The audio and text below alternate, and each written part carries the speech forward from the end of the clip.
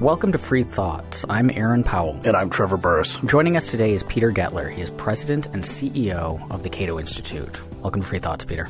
Great to be here. How did you get involved with Cato? That goes back to the early 80s. I was an undergraduate at MIT, and I was writing a paper on Social Security. So I went to the library. I was looking for some source material, and I found some material that was published by Cato, including Peter Ferrara's book, which I now know is the first book ever published by Cato, Social Security, The Inherent Contradiction. I think Bose always jokes that we would never publish that book now. He was an undergrad or something like that, I think, the guy who wrote that. But is that right? Continue, yeah. But so that exposed me to Cato, and it's interesting because looking back, that's how I first discovered Cato and found out that it was a libertarian organization, a think tank. But other than finding the book in the library, I don't remember how I found out all the other information, because now, of course, you get it from the internet. There was no internet back then. We had 300 baud modems, which I thought were lightning quick. So I'm not sure how I found out other information about Cato. But I thought about Cato and I said, boy, this is an organization, I should support, donate to. But of course, when you're at the time, I was probably 20, 21 years old, you're not really thinking about writing checks to nonprofits because you're trying to figure out how to make your next check to the bursar's office, which is my, prioritizing things. And then, gosh, it was around 2000. I finally have been thinking for years as a, young investment banker, I should be supporting free market organizations. I should be supporting Cato. And I don't know why I was motivated finally to write a check. And so I became a donor. And got a letter back from Ed Crane and a visit from David Bose, and that was the beginning of my career as a Cato sponsor, which continues to this day. I joke that Bob Levy, our board chair, and Ed Crane and John Allison, my predecessors as presidents of Cato, won't let me stop writing checks. So I continue to be a sponsor. I think that's important. I think it's important for our supporters to know that Cato remains at the center of my own family's philanthropy. Making the decision to become the president, were you and it's more complex how the board works and everything. It's not like running for office. But at some point before that happened, had you mentioned to Bob Levy, the chairman, or said, maybe I might want to do this, or did it kind of come out of nowhere? Not really. I wouldn't say it came out of nowhere. I was invited to join the board by John Allison, and this was in 2014. And I agreed to it, even though I tell folks that the financial commitment that was involved was a little bit more than we were comfortable with. I knew that there was likely to be a leadership transition in the future. Because, John Allison had stepped in 2012, and he came out of retirement to run Cato. So it was probably a good bet that, he wasn't going to be around for 5 or 10 years. And that was really part of my motivation in joining the board, was not to become president of Cato, but to have a seat at the table when we talked about it, because I thought it was very important. This was really going to be the first long-term leadership transition in Cato's history. And I think the things that made Cato special throughout the years, its adherence to principle, its commitment to libertarianism and to independence and nonpartisanship, I really felt that it was important that whoever succeeded John as president of Cato really agreed with those principles, and that those were fundamental characteristics of whoever would lead Cato. And of course, at that time, I had no idea that I would not have a seat at the table, because I would have to recuse myself for the discussion. I actually tell a joke that the board meeting at which I was elected president of Cato was my very first board meeting, because 6 months before I was elected at that board meeting, so I didn't attend. And so what I like to say is they told me to show up at 9 o'clock, and I did. And that's when I found out that the board meeting actually started at 8:30, and they had elected me president and informed me when I showed up. But I told John that being a member of a nonprofit board, I view it as a serious commitment. I've been on a number of boards over the years, including some in the Liberty movement. view it as a serious commitment, and you want to be an engaged and contributing board member. And I told John that, and I've told this story any number of times since I've been at Cato. It was a few months later. I was at a Cato event at the Waldorf, and afterwards John mentioned, hey, next time you're in Washington, why don't we have a meal together, because I have an idea to get you more engaged in Cato. And when he and I had breakfast at the Henley Hotel across the street here, and he asked what I would think about possibly succeeding him. And I didn't have an ambition to be CEO of a think tank, but it was more a question of how much I cared about Cato and its mission, and really trying to do all that we can do to maintain a relatively free country and a free world for future generations. It felt like the call of duty in some respects. And I don't mean that I don't want to be too dramatic about it. But, my wife and I talked about it. I think throughout the process, she was hoping I wouldn't get the job because she was quite comfortable in Connecticut with our life there. But we talked about it, and we just said, hey, this is, as individuals, as family, this is the most important contribution that we can make to, advancing the principles of freedom and limited government that we really care about. And so we were up for it. Well, that I think gives us a good opportunity to pivot to Cato as an organization and think tanks in general, because our listeners they know that the Cato Institute produces Free Thoughts podcast, and they've listened to a lot of Cato people talk about all sorts of topics over the years on this show, but may not have a good sense of what a think tank is as an institution and what it does. So maybe you could tell us a bit about Cato and its role in the policy world. Yeah, I guess one of the ways to understand what a think tank is to actually step back from the colloquial name think tank. Think tank really means a public policy research organization that produces research on public policy. I probably don't think it's the right way to describe it, but let's just start with the description of Cato and the mission that we describe on our website. We say the mission of the Cato Institute is to originate, disseminate, and increase understanding of public policies based on the principles of individual liberty, limited government, free markets, and peace. And our vision is to create free, open, and civil societies founded on libertarian principles. I really like to distill that into what David Bose calls the, production of sharp, high quality, insightful, principled research related to, public policy issues of the day. You were discussing a good analogy before we began recording about an iceberg, which I thought was a great analogy. I was actually just going to segue to that because better than a dry definition, I think a conceptual one is better. I remember a few years ago, Don Boudreaux, the economist at George Mason University, on his blog Cafe Hayek, wrote a really good, and I've used this several times, always with attribution, just a description of what he saw Cato's role as, because he was commenting on the important role Cato has played over the decades of his existence. And he talked about the difference between being someone who's oriented towards politics versus someone who's oriented towards ideas and principles. And he kind of said he was an idea guy. And the description he used is of an iceberg. An iceberg sits in the water and you only see very little of it above the water. Most of it lies below.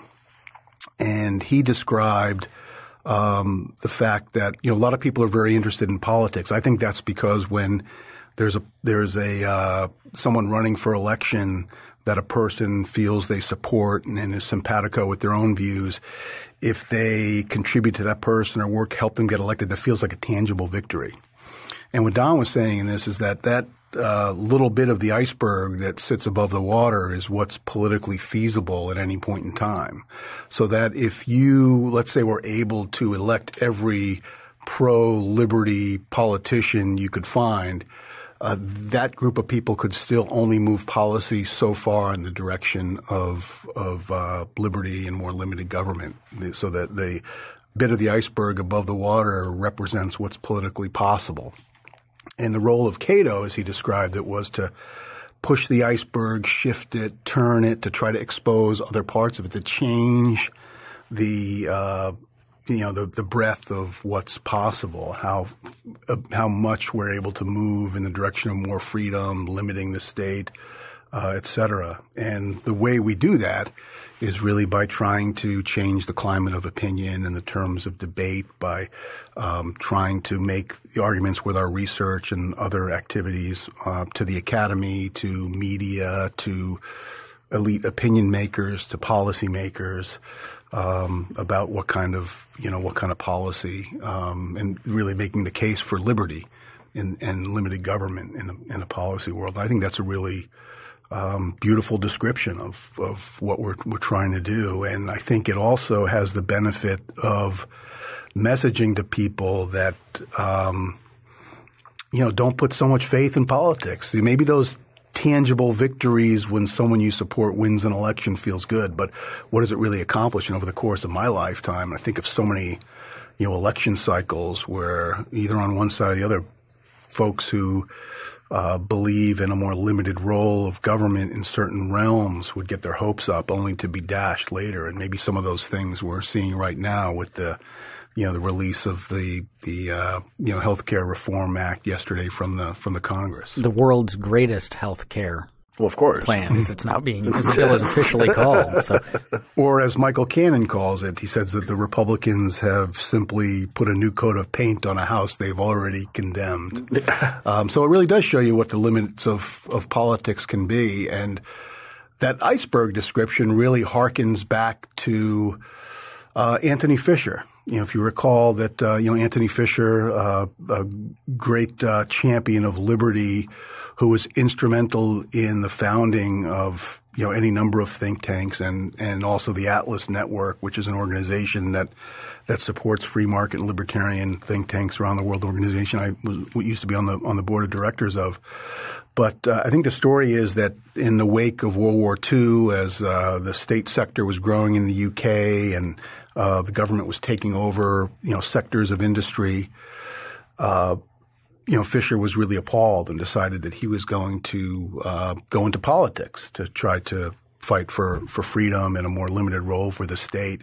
And supposedly he met with Hayek at the London School of Economics, and Hayek convinced him that, that wouldn't be the most productive means of achieving, his vision, and that it would be a better idea if he poured his energy and resources into, think tanks. The think tanks as a way to change opinion, move the iceberg, as it were. And so he founded the Institute for Economic Affairs in London in 1955, and was involved in founding the Manhattan Institute and CIS in Australia. I don't think he was involved in founding Fraser, but was involved early on in Pacific Research and ultimately Atlas. And so another example of someone who very much believed in the iceberg analogy.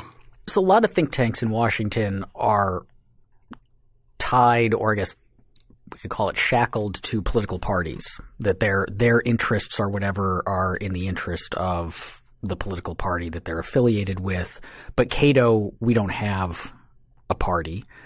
There's the Libertarian Party, but we're not affiliated with them. Mm-hmm. But one of the things that comes up when we're engaging with guests or when we get comments from people is libertarianism as a set of principles is a fairly broad concept, and we'll just say there can be infighting within libertarianism and disagreement about principles within libertarianism, and so you have the wide range of, on the one hand, the kind of classical liberal, more moderate positions, and on the extreme other end you have your outright anarchists who all call themselves libertarian.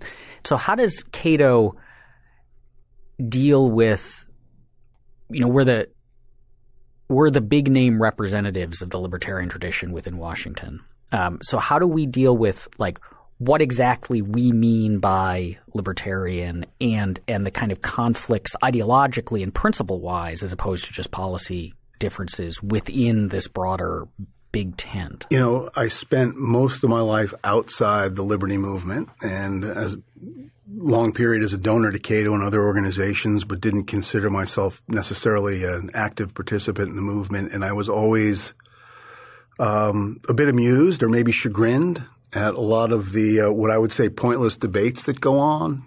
And I think that's a bit what you're describing, these debates about – I've been at cocktail parties and I see people saying, you're not a real libertarian because you believe this and I am because I believe that. And I just think that there's so much that that we agree on that there seems to be a predisposition on the part of libertarians to sometimes because there's a lot of folks who are – intellectually engaged and interested in debate ends up spending, I think, a bit too much more energy on those kind of pointless arguments rather than kind of trying to keep an eye on the big picture and kind of larger, struggle between liberty and statism. So I try to not spend a lot of energy in those types of arguments and try to discourage others as well. That might be the answer. And I think it ties into the iceberg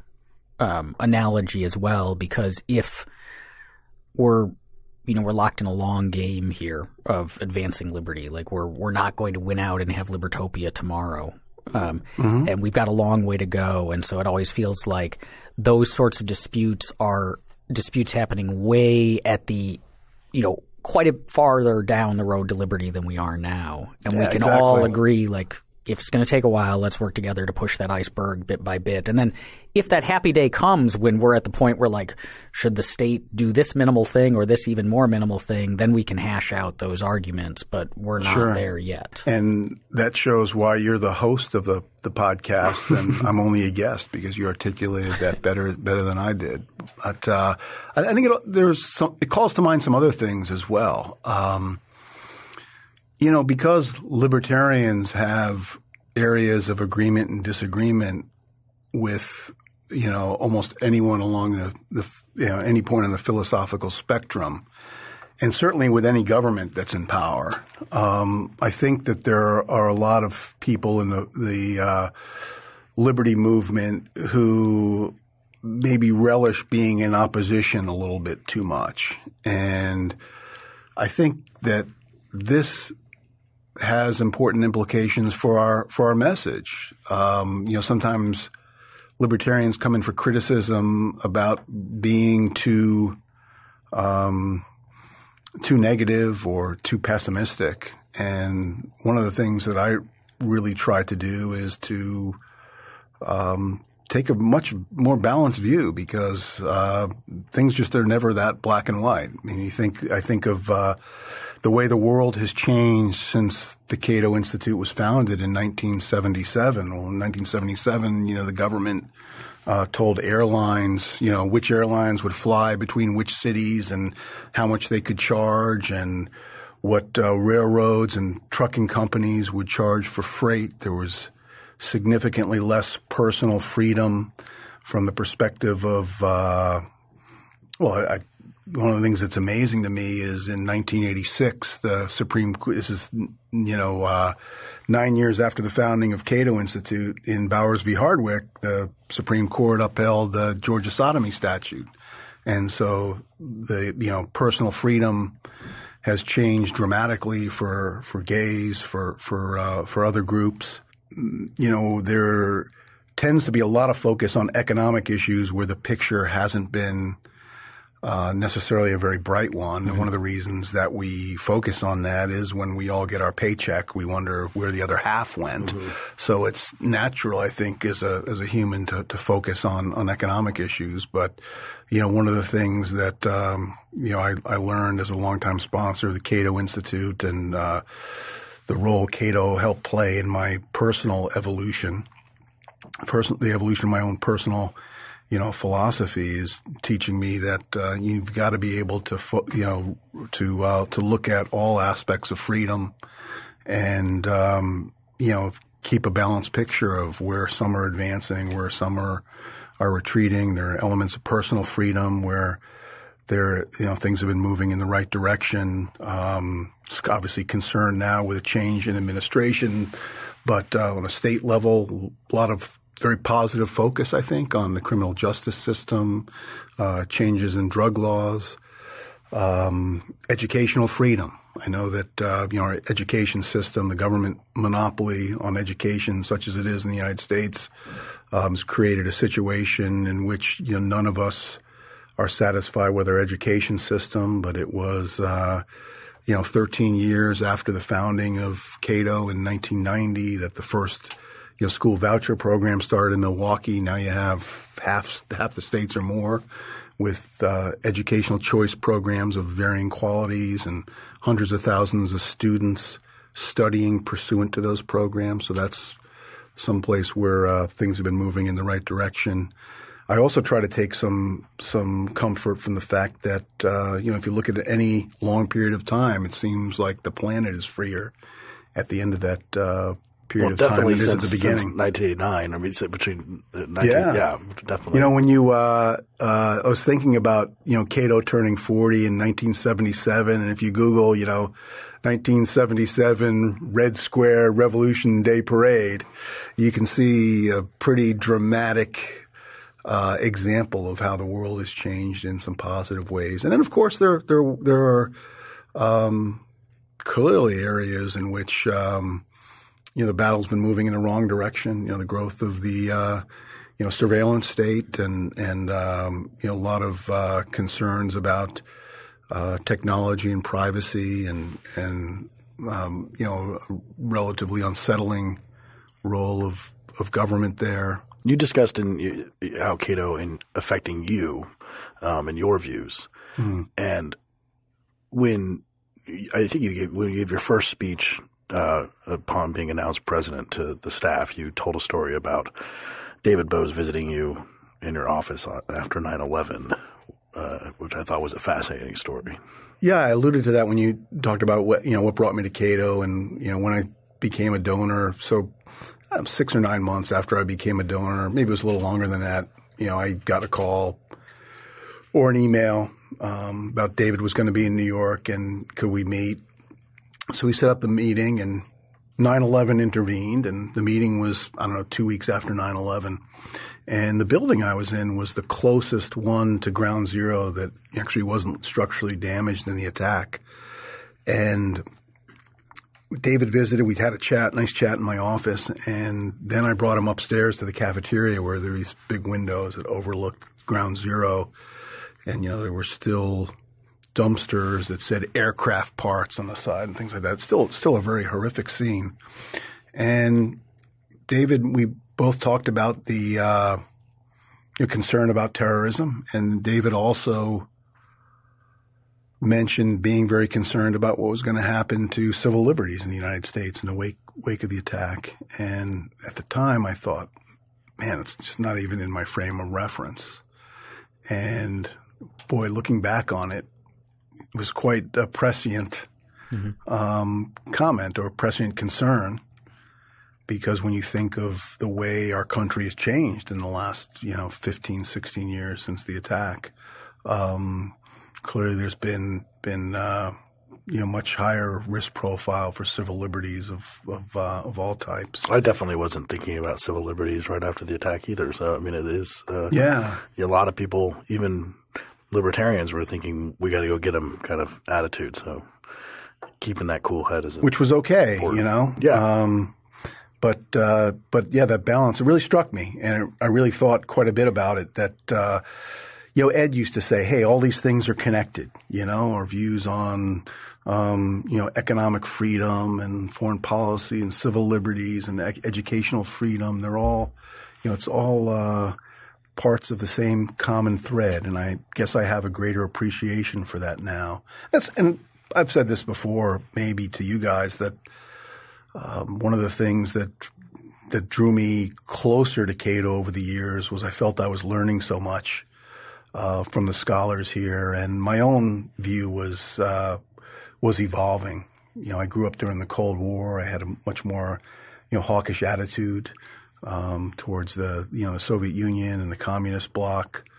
But the world changed, and before I came to Cato and as a sponsor and started thinking about these things perhaps a little bit more deeply, I realized my personal views weren't evolving as the world evolved. And I think that's one of the arguments that Cato was making at the time about how our relationship with NATO and troops in Europe and troops in South Korea, we didn't kind of evolve our own foreign policy and our military footprint in the world for a change, pretty fundamental change in the world and risk profile that we faced. So this is, as you mentioned, Cato's celebrating its 40th birthday this year. And I'd like to point out that we have been fighting the Empire for as long as Luke Skywalker has.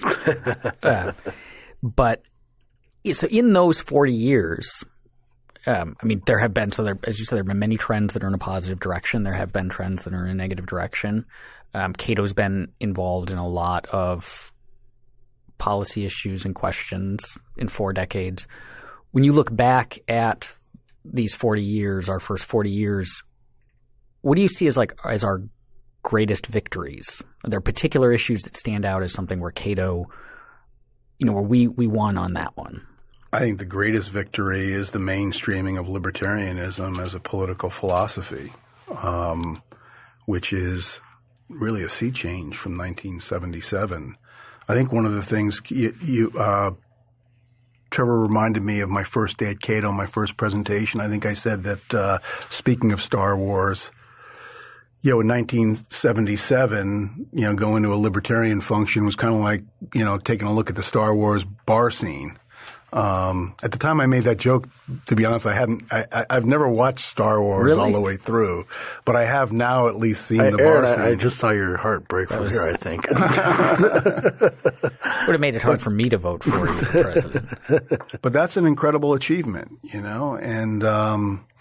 I've never one of the difficult things for Cato is that the things we're fighting are so big, right? The entitlement state and government spending and just the power of the federal government with meaningful budget, but still a small, we're $30 million roughly organization. That's a pretty big fight and a pretty big mismatch. And as I said earlier, people like tangible victories, like winning elections. And I think that the impact that Cato has had as a sponsor, I never doubted. In fact, over the years, as I became more involved with Cato, the organization ended up earning the largest share of my family's philanthropy because we felt that the battle was so important and that the mission was so important. And that Cato was so effective for the reasons that we mentioned earlier. The fact that it really stands out in Washington as a very principled organization and one that truly is independent and nonpartisan. And I think sometimes people ask, if you're if you're critical, as we are of almost every administration, right? There are elements that we support, policy areas where we support the initiatives and the thrust of almost any administration, and there are areas where we disagree. And it's critical that we focus on the things that we support and have impact in advancing policy in those directions, but it's equally important that we try to get the brakes put on when things are moving in areas where things are moving in a direction that we disagree with. And one of the things I've learned quite clearly since I've been here, because people ask, well, if you're criticizing an administration in this area or another, does that reduce your access? Does it reduce your effectiveness as an organization and the amount of impact you can have? And I've really seen it being quite the opposite. I think that really just in the last few months, when I see the access that people here have on the Hill and some of the meetings that we've had with officials in the administration, where I think what we have to say carries a lot of weight because people know that we are principled, and when we have a viewpoint, it's going to be well thought out. We're going to have important ideas to add in specific areas of policy. And really it comes down to a quote that I think Ezra Klein made a few years ago when he said that, I often disagree with Cato, but when they say something, I know it's what they really think. I'm paraphrasing. Yeah. But I think that really does set Cato apart. I had lunch with George Will a few weeks ago, and he sat down, and the first thing he said, he looked at me and he said, the Cato Institute's never been more important. And he was deadly serious, and I think it's because he was a little bit exasperated seeing what you referred to earlier as, most organizations in Washington, they line up with either the red team or the blue team, and they're therefore willing to make compromises to not criticize their team. And I think that can dilute your influence and again make people view you through a partisan lens and erodes the credibility that you have. And since it's really I often say the greatest assets of Cato, it's a tribute to Ed Crane and David Bowes over their decades of leadership of Cato, that we, the Institute has there's really significant points of pride that we do tell it, the way we think it is. Integrity, it's like my dad always said, it takes a lifetime to build and seconds to destroy. And I think it works that way for a think tank too. Yeah, I think so. And I think that's something that's, that can never change. And we really have to have that commitment. And I think we do. At the same time, we talked a little earlier about sometimes people enjoy being more and it's human nature to want to kind of complain or whine. And I think it's important to keep a positive outlook on what we're doing and being adequately focused on the areas where policy is moving in a positive direction and where we can help it move, in that direction, more significantly. But you mentioned like specific areas of, we had a conference last weekend, and I was thinking about just some things that have happened in the last week. We've got some interesting feedback from the Hill on the fact that every senator was given a copy of our report on the TPP, and it was said that this is a great example of the work think tanks should be doing to contribute to a difficult issue. We talked about educational freedom a few minutes ago. I mean, Jason Bedrick wrote a paper earlier this year with a example of really a new idea for him, combining the idea of educational savings accounts with tax credit funded scholarships into tax credit funded ESAs. And there are now 2 states, Missouri and Arkansas, where there are bills pending, based upon that work. The new administration that came in January it's different in its policy preferences than administrations that have come before, but it's also different in its style and its tone, and it's the way that it seems to fit into the Washington system, including the think tank system. So does the Trump administration change the way that Cato operates, or do we have to think about the way we've been doing things differently in this administration? I don't think it changes the way we operate because, for the reasons that we mentioned, we still have to approach things as we would with any administration, try to make the most of areas of agreement and make sure that we're vocal in areas of disagreement. It changes some of the feedback we get, because I think whenever there's a new administration that there's a desire, think about 8 years ago, there's a desire to be hopeful. Whether the candidate you support has won or lost. One case you're hoping for the best, and the other case you're hoping that the worst outcome doesn't come to pass. So you've seen heightened criticism, do you think, of Cato since Trump took office in that regard? That's sort of what you seem to imply. I mean, I've seen it with like Alex. Yeah, just that there's I get mail from sponsors or calls from sponsors, and some of them, I wrote about this in my last bi-monthly memo. There's some who don't think that we're, enthusiastic enough about Trump. And look, I concede that in the economic realm, there's reason for hope. The regulatory reform efforts, feel pretty real. We're hopeful that tax reform can happen in a way that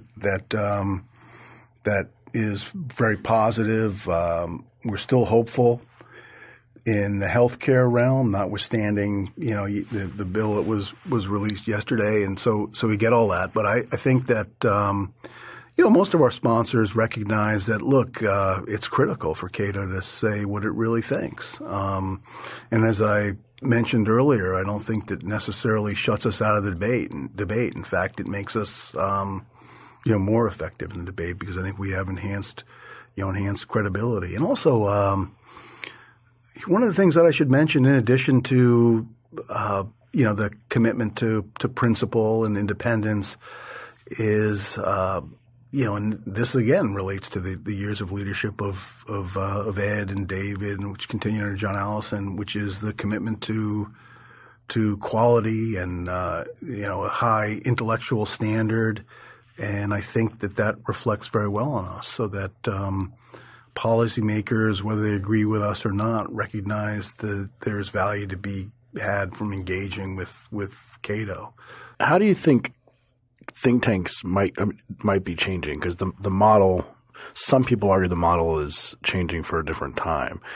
We used to, as opposed to just feeding papers into Capitol Hill, and you didn't have blogs, you didn't have as many media outlets as you can do. You didn't have podcasting like we're doing now.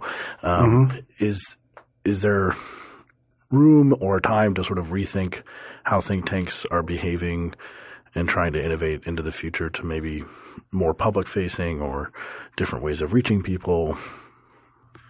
Well, you've hit on some things that certainly there are significant ways in which think tanks have changed. One that I don't think we have to get into maybe too much, but just the proliferation of think tanks has been pretty amazing. David Bowes and I were talking about that earlier, how it used to be, kind of a few big players in town, and now, the University of Pennsylvania, they rank, think tanks, and there are thousands of them, around the world.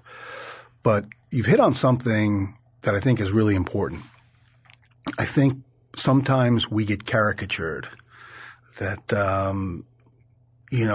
I'll be speaking with someone who's, usually it's at a moment which they're frustrated about the path of policy or the public debate, and they'll caricature think tanks as, producing white papers. And when I think about the full range of our activity, the 15 or 1,700 blog posts we do a year, and the 1,500 plus TV and radio appearances, the 900 op-eds, and books and research papers, I think, are an important thing as well, because the way people consume information has changed. People getting information from Twitter and the internet, blogs.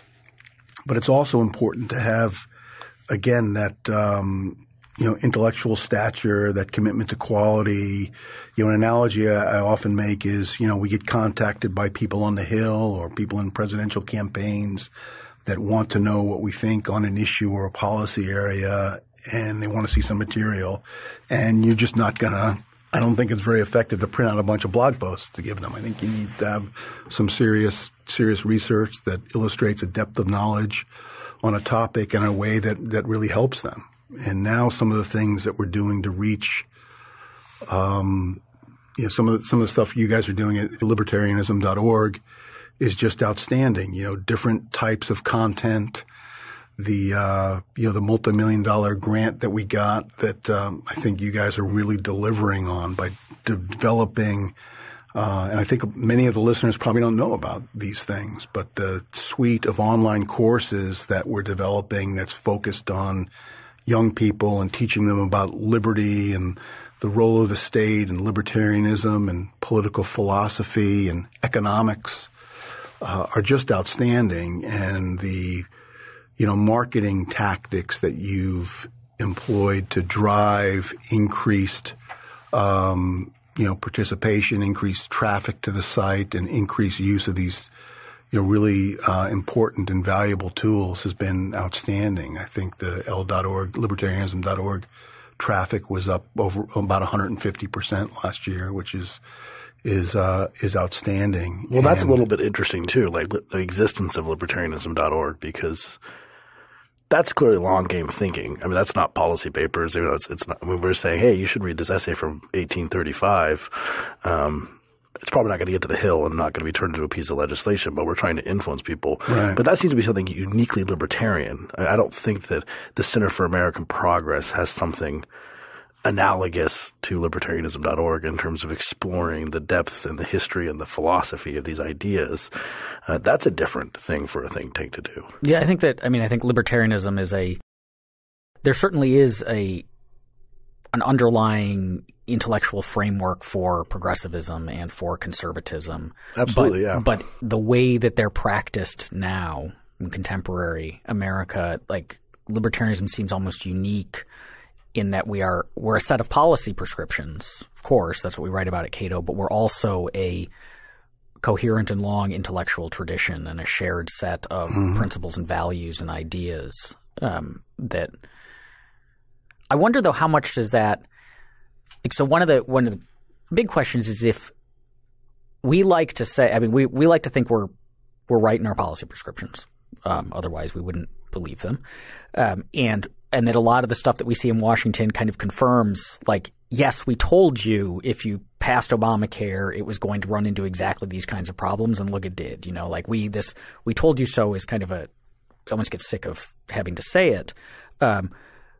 But if the arguments are on our side and the economics are on our side and the principles are on our side and the history, then why are we still the outsiders? Why are we still, David Bowes and David Kirby do this study. I think that's the wrong way to talk about it. Okay. Because to me, libertarians are very much insiders because people ask, when has there ever been a libertarian country? Sure. And my answer always is the United States, because when you read the Constitution, right, which specifies limited and enumerated powers for the federal government and a very expansive view of liberty, to me that's a libertarian document. And I view libertarians as the heirs of the Enlightenment and the classical liberal tradition and the founding of the United States. And so I think it's doesn't serve us well when we talk about it as if it's a new philosophy or we're the outsiders, or it's about recapturing the libertarian tradition of the United States and recapturing the libertarian meaning of the Constitution. But we hit on a lot of things there. So let's back up and talk about some of them, particularly how think tanks are changing, and maybe we can talk a little bit about what the future of Cato holds and some of the things that we're thinking about, strategically, and how we can increase our impact. But when you mentioned that was my next question. Libertarianism.org, and I was thinking of the word entrepreneurial, and that is something that kind of runs through to me, libertarianism, and many of the libertarians I meet, many of our very generous sponsors are entrepreneurs who've built great businesses, and I think that we've had a very entrepreneurial approach to this organization as well. Going back to its founding by Ed and Charles. The founding and building of Cato was very much an exercise in entrepreneurship. So I think that that's certainly, an important part of the libertarian tradition. The way I think about the future and continued innovation, and we've talked about some of these things with respect to libertarianism.org and some of the other elements of media, internet that we're using to reach audiences. And I think there's more of that we can do. I think it's really important for an organization to stay focused and to recognize, what its model is and what the areas in which it's intended to operate, because there's so much that's worthwhile to do or that needs to be done or that you want to do. It's really easy to fall into the trap of trying to do everything. And that is just a prescription for wheel spinning, less impact, ineffectiveness.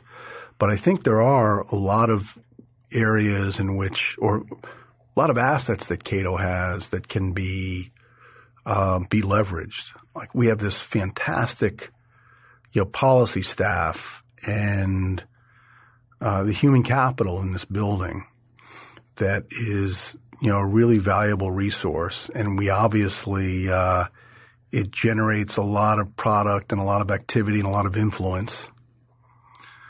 But I think that there are ways we can think about increasing, leveraging, those important human capital assets that we have. And I think that what happens to a lot of nonprofits is that they want to keep growing, and they usually think of growth in what I would call conventional ways, the way that they've always grown. So for a think tank, it's about, hey, let's raise more revenue so that we can hire more policy staff.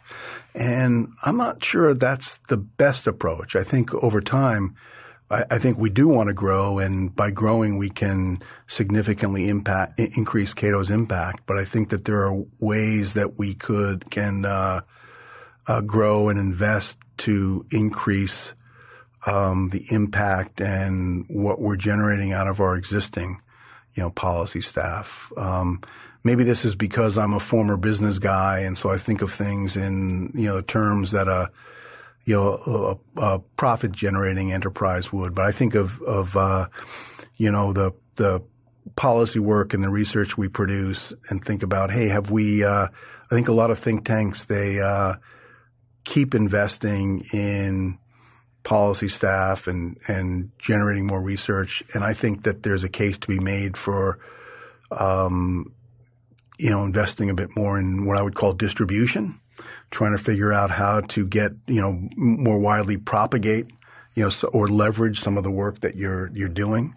I think it's important to recognize that, again, it's about turning that iceberg. And with a $30 million budget here in D.C., we're not going to trigger some kind of mass conversion exercise in the United States that's going to turn, tens of millions of people into libertarians. But we do have to ask so that shouldn't become our mission. But I think we can ask ourselves, what kind of investments we can make in technology, again, leveraging in certain ways the work that we do, the existing work we do, which is excellent and high quality, and figure out how to get more mileage out of it. So not change the mission, but kind of leverage some of the existing assets to generate a little bit more impact. I think some of the things that we've talked about, Libertarianism.org, technology communications for the core think tank activities, are examples of that. But I think that with the digital world and I think Cato's actually very good at that, and that's borne out by, some of the surveys that we follow that rank think tanks. And when you look at the statistics on, our digital penetration and mobile and social media, it's really outstanding. So I think that we're doing a really good job there. But I think that hey, if we raise more money, would the next best investment be it would probably be in some policy staff, but maybe making some of these investments in distribution as well, and maybe thinking about some more inventive ways to leverage Cato's role in the movement and existing human capital here, and a lot of the contact that we have. I was just up meeting with Mark and Katie, who run the intern program, and we've got, I think, 1,350 applications for the summer intern program, which is amazing. And, we brag about, wow, that's, like 37 applications for every slot in the intern program, so we have a lower acceptance rate than Harvard. I think about that and I say, okay, I don't care about the low acceptance rate. I'm trying to think, how can we leverage some more of those people? Are there ways that we can bring more of those people, not necessarily in as interns, because I think we have limits to we want to make sure that we create an excellent experience for the interns. And, with a finite staff, there are only so many, the intern class for whom we can create a positive experience, and an excellent experience can only be so big. But are there other ways that we can exploit that pipeline of talent that we have? So we've been exploring and tossing around some ideas in that regard. And we're going to have an event in May when Cato turns 40, and we're going to have some leaders from the policy world and a lot of presentations by Cato scholars as well, but talking a little bit about some of the things that we've been discussing here, what Cato has accomplished, what it means, but then also talking a little bit about the future, and we expect to more fully flesh out some of these ideas as to how we can leverage these really outstanding assets to create more impact in the policy world. Thanks for listening. This episode of Free Thoughts was produced by Tess Terrible and Evan Banks. To learn more, visit us at www.libertarianism.org.